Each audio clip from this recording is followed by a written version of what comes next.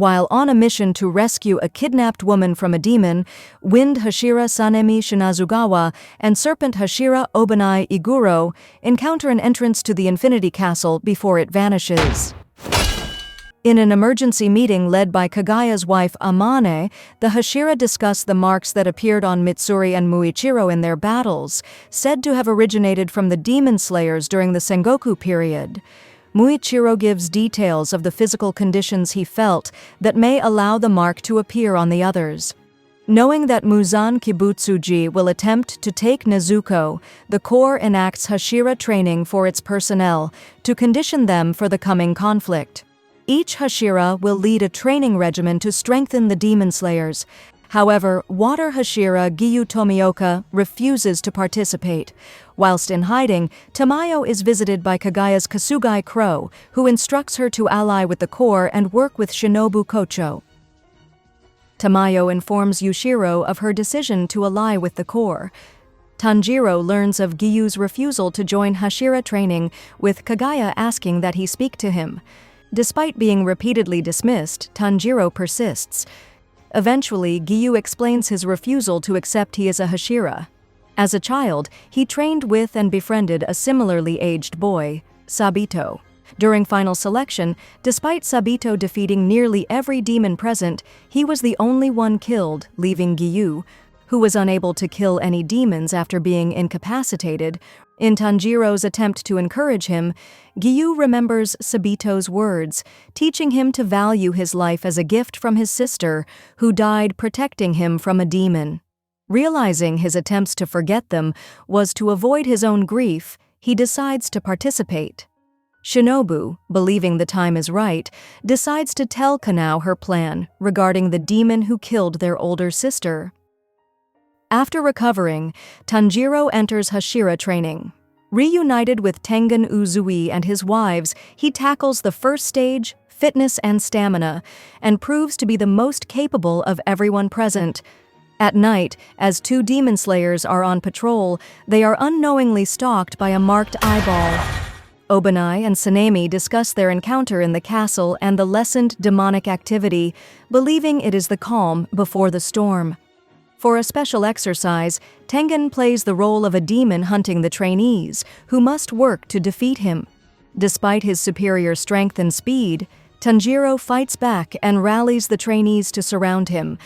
With his training complete and his peers inspired to work harder, Tengen allows Tanjiro to proceed to Muichiro's stage. In Muichiro's stage, Rapid Movement, Tanjiro witnesses the Hashira's strict attitude as he instructs and spars with the trainees, emphasizing perseverance even when injured. Muichiro, while acknowledging his harshness, intends for them to learn that even one mistake could be fatal in battle. Later, he spars with Sanemi and Obanai, who have taken up nightly combat training to improve their skills. Muichiro is impressed with Tanjiro's quick learning and ability to spar with him, allowing him to proceed to the next stage. Before doing so, Tanjiro challenges him to a paper plane contest, under the condition that he treats the trainees better if he wins. Though Tanjiro loses, Muichiro decides to change his attitude upon seeing the trainees' joy when flying their own planes. At Mitsuri's stage, Flexibility, Tanjiro and the trainees dance to music and stretch themselves to become more limber, with Mitsuri forcing Tanjiro into a split. At Obanai's stage, Swordsmanship, Tanjiro must swing a bakken between bound trainees as he spars with the Hashira. Despite the initial difficulty, as well as Obanai's dislike of Tanjiro for his closeness to Mitsuri, Tanjiro succeeds and moves to Sanemi's stage, joining Zenitsu. Sanemi ruthlessly pummels him as he spars with the trainees to build their resilience. Later, Genya attempts to gain his brother's acknowledgement, revealing that he eats demons in doing so. Sanemi lashes out at him, leading to a confrontation between him and Tanjiro that ends in Sanemi's training being suspended. As such, Tanjiro and Zenitsu proceed to the last stage, training with Gyomei Himejima. At Gyomei's stage, strengthening the lower body, trainees must stand beneath a waterfall, lift 3 heavy logs, and push a boulder 1 cho to finish.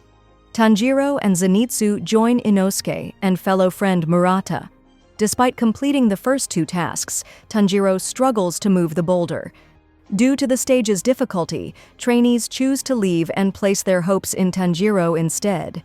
Genya reveals that moving the boulder requires repetitive action, a technique that involves focusing on certain memories to heighten concentration and increase strength.